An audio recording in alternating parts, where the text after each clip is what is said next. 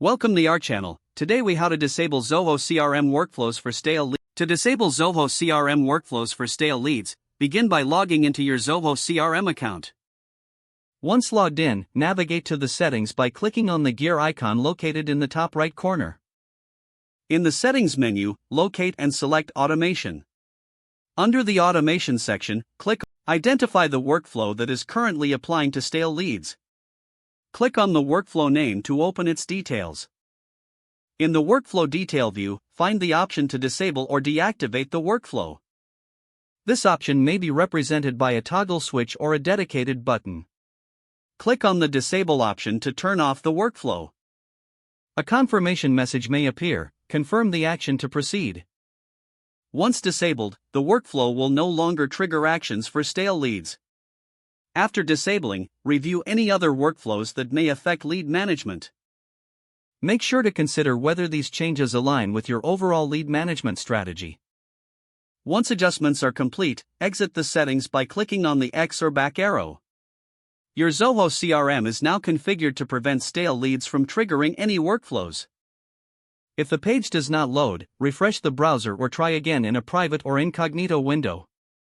Make sure you are using the correct email address, then retype it carefully to avoid small typos.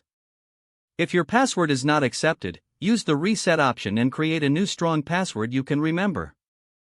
Check your spam folder for verification or security emails, then complete any requested confirmation steps. Enable two-factor authentication if available to improve account security and reduce unauthorized access risk. After signing in, review your profile details so your contact information and settings are accurate and current. If you see an error message, note it down and try again after restarting your device and internet connection. Log out when you finish, especially on shared devices, to keep your account and payment information secure. If the page does not load, refresh the browser or try again in a private or incognito window.